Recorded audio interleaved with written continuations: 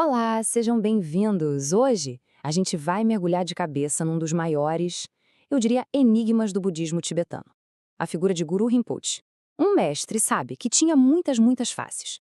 A gente vai explorar juntos como é que ele se manifestava em 8 formas completamente diferentes e, o mais importante, o que isso tudo pode nos ensinar sobre a verdadeira natureza da sabedoria. Pois é, essa é a pergunta que vai guiar toda a nossa conversa. Como é que pode, né?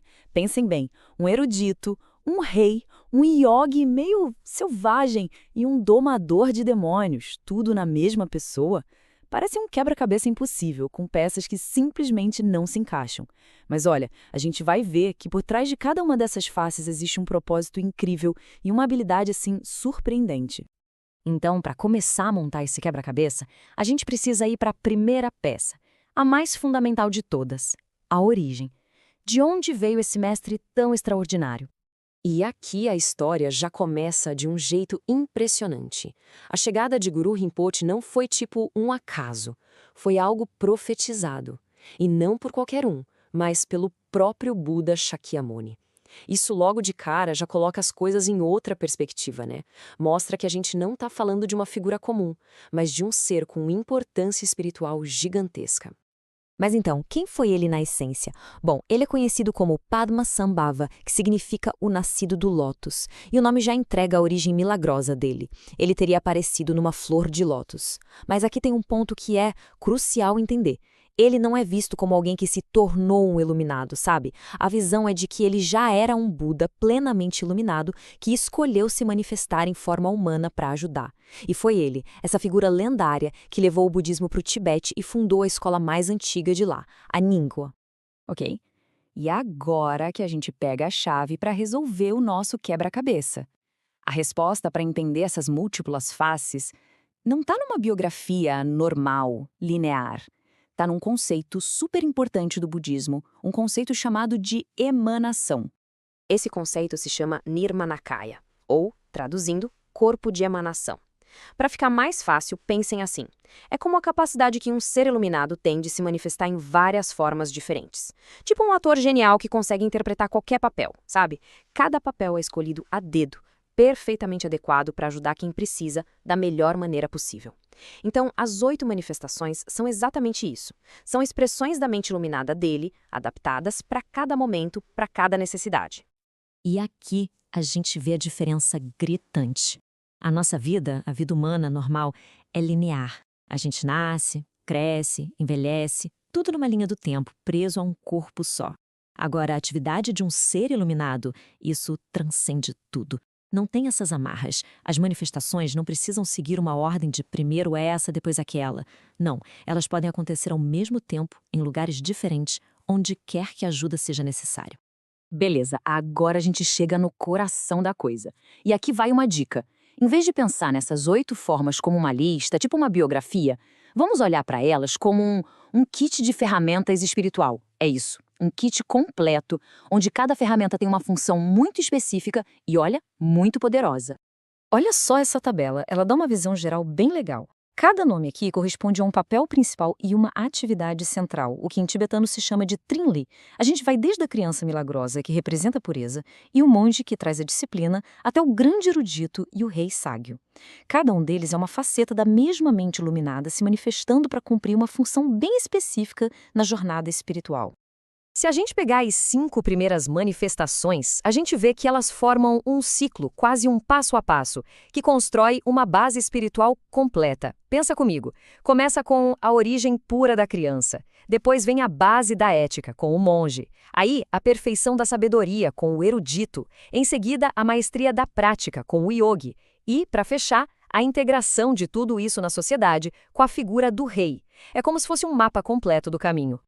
Certo. Até aqui tudo parece bem pacífico, bem erudito, né? Mas agora a gente entra num território um pouco mais, digamos, desafiador, porque as manifestações não são só calmas, a gente precisa entender o que significa a tal da fúria nesse contexto.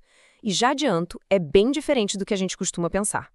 É muito importante entender isso. Essa energia furiosa não tem absolutamente nada a ver com raiva, com ódio, com agressividade. Nada disso. É a energia da compaixão. Só que é uma compaixão, digamos, intransigente, poderosa, dinâmica. Ela se manifesta de uma forma bem intensa para cortar de vez a ignorância e para lidar com aqueles obstáculos mais teimosos, sabe? Aqueles que não sairiam do caminho com um método mais suave. E a primeira dessas formas é o Guru Senjedradrok, que significa o rugido do leão. Olha que nome forte. E a arma dele não é uma espada, não é nada físico. A arma dele é a inteligência. É o poder da lógica. Ele protege os ensinamentos ao debater e derrotar visões erradas ou distorcidas, usando a força inabalável da verdade. É sobre converter através da razão, não da força. Depois dele, a gente chega na manifestação talvez mais famosa, mais icônica e com certeza mais intensa, Guru Dorjidrolo. Aquela imagem dele montado numa tigresa grávida é de um poder imenso. E a função dele é subjugar as energias mais caóticas, mais negativas, mas atenção aqui, não é para destruir essas energias, é para transformá-las. Ele as vincula, através de um juramento, para que elas passem a ser protetoras do Dharma. É a alquimia espiritual no seu nível máximo. Ok, a gente falou de histórias do século VIII, mas como é que tudo isso continua vivo, relevante hoje em dia? A resposta é genial. Está num sistema super engenhoso que o próprio Guru Rinpoche deixou preparado para o futuro. Esse sistema se chama Terma, que a gente pode traduzir como tesouros revelados. E a melhor analogia é essa mesma, uma cápsula do tempo espiritual. Imaginem só, Guru Rinpoche escondeu ensinamentos, textos, objetos sagrados, pílulas de sabedoria, tudo isso destinado a ser encontrado centenas de anos depois, no momento exato em que a humanidade estivesse precisando daquela mensagem específica. E o ciclo é fascinante. Funciona assim. Primeiro, o ensinamento é escondido, pensando num problema futuro específico. Séculos depois, quando aquele exato problema aparece no mundo, uma pessoa destinada, um descobridor de tesouro chamado Tertum, tem visões e encontra aquele ensinamento. E aí, aquela sabedoria antiga se torna uma solução viva, dinâmica, perfeitamente adaptada para o desafio do presente. É um sistema que mantém os ensinamentos sempre frescos. E aqui a gente fecha o círculo. A grande sacada é essa. Aquela manifestação mais furiosa, o Dorjedrolo, está diretamente ligada a esse ato de compaixão gigantesco que atravessa o tempo. A principal atividade dele, no fim das contas, não foi destruir, mas sim preservar. Foi ele quem escondeu a maioria desses tesouros, garantindo que a sabedoria do mestre chegasse até nós, hoje. Por isso, o número 8 aqui não é só um número. Ele simboliza a totalidade, a completude. Não são só 8 historinhas separadas. É um mapa completo da atividade de uma mente iluminada. Todas as formas juntas representam o espectro inteiro de sabedoria e de métodos hábeis, um kit de ferramentas completo e sempre disponível para quem busca se conectar com essa essência.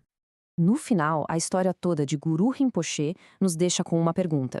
Uma reflexão, né? E se a verdadeira sabedoria não for sobre ter uma identidade fixa, ser sempre a mesma coisa?